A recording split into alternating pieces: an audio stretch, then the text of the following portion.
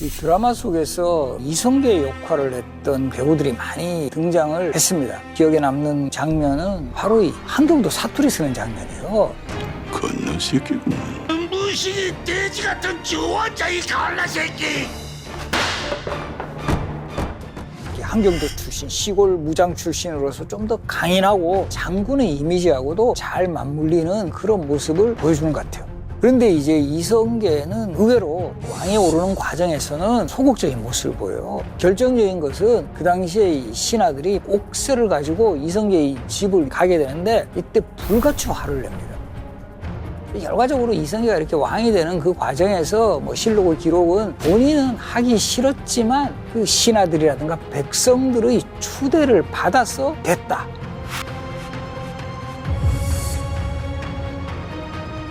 이런 조선건국 여러 이야기들 조선의 왕 읽어드립니다에서 본격적으로 파헤쳐 나가겠습니다. 안녕하십니까. 건국대학교 사학과 신명주 교수입니다. 1388년 위화도 해군 이후에 고려를 대표하는 무장이었지만 결과적으로 보면 고려왕의 명령을 어긴 역적이 되어가지고 개경으로 향하는 그 이성계의 모습. 이성계가 말머리를 돌렸다는 소식을 들은 우왕은 상당히 당황했고 이성계를 잡기 위해 반란군을 잡은 자들에게는 뭐 큰 상을 주겠다라고 뭐 여러 가지 당근책을 썼지만 결과적으로는 되지를 못했어요. 그래서 이성계 부대들은 개경에 무혈 입성을 하게 되었고 많은 백성들이 개경으로 입성하는 이성계 부대를 환영을 해주는 그런 장면들이 나옵니다. 그래서 이성계의 대군이 이제 개경으로 들어왔을 때 우왕이 가장 자신이 믿었던 인물이 최영 장군이거든요. 그래서 이 최영 장군을 의지를 했지만 최영 장군이 나이가 73세예요. 73세면 칼 들기도 힘들어요. 그때도. 그런데 드라마 같은 데 보면 최영 장군하고 이성계 장군이 막 1대1로 막 싸우고 이런 모습들은 큰 과장이다. 이렇게 생각을 하시면 되고 또 이 최영 장군의 존재는 이성계 장군의 입지에 상당히 부담이 돼요. 그래서 결과적으로 유배를 보냈다가 처형을 하는 그런 모습도 나오고 그리고 이제 이때 이 최영 장군하고 또 관련되는 이런 대표적인 어록이 크게 두 가지가 있어요. 황금보기를 돌같이 하라. 최영 장군이 집안에서 내려오던 가훈이었고요. 또 최영 장군에 얽힌 대표적인 이야기가 내가 평생에 탐욕이 있었다면 내 무덤에 풀이 자랄 것이요. 탐욕이 없었다면 풀이 자라지 않을 것이다. 근데 이게 정말 조선 후기에 기록된 역사서 연례실기술 같은 데도 보면 적분이라고 돼 있어요. 붉을적. 그렇게 이 풀이 자라지 않으니까 땅이 빨갛게 보인다라는 뜻이죠. 이것은 아마도 그 주변에 소나무 같은 게 많고 이래서 풀이 제대로 자라지 않은 그런 땅에 무덤이 조성되었기 때문에 그랬을 가능성이 많은데 이 최영 장군이 그렇게 했다는 말하고 절묘하게 이게 딱 맞아떨어지니까 이 이야기가 오래도록 남게 된다.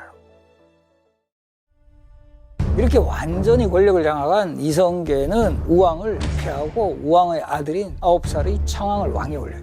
그리고는 얼마 후에는 폐가 입진 가짜를 폐하고 진짜를 세운다는 명분으로 창왕을 공양왕으로 다시 교체를 해요. 우왕은 원래 공민왕의 아들이 아니라 신돈의 아들이다라는 이야기가 계속 떠돌았어요. 왜 그러냐면 계속 공민왕이 자식이 없었는데 이 신돈이 공민왕하고 아주 가까웠을 때 신돈이 반야라는 여인을 첩으로 공민왕에게 바쳐요. 이 공민왕이 후궁이 되는데 이 반야하고 혼인을 한 후에 바로 낳은 아들이 우왕인데 그 사람들이 수근수근거리기는 저거 공민왕 아들이 아니라 저 신돈이 미리 저 임신시킨 아들이다. 그래서 우왕한테는 항상 신우라는 명칭을 붙여요. 신돈의 우왕. 창왕도 그 아들이니까 다 이거 신돈 아들 손자다. 그런 가짜 왕을 없애고 진짜를 세운다라는 뜻으로 공양왕을 왕으로 올렸다는 것 자체가 이제 너는 잠깐 관리하고 있어라. 왕권을 행사하지 못하고 호수아비 왕이 되는 거예요. 실제 왕의 호칭도 공양왕, 공손히 양보한 왕. 그럼 왜 그럼 이성계는 창왕 폐위하고 바로 자신이 왕이 되지 않는가? 바로 이성계 입장에서는 창왕 폐위시키고 본인이 왕이 되면 이 왕위를 찬탈하는 그런 모양새가 되거든요. 그러다 보니까 공양왕을 임시로 올리고 공양왕이 스스로 왕위를 양보하는 이거 우리가 선이라고 그래요. 찬탈이라는 방식보다는 선의를 받는 그런 방식으로 하면 그 이미지 같은 게 훨씬 좋아지고 이 세왕조 건국이라는 것도 훨씬 더 빛이 날 수 있다 이렇게 볼 수 있다는 거예요.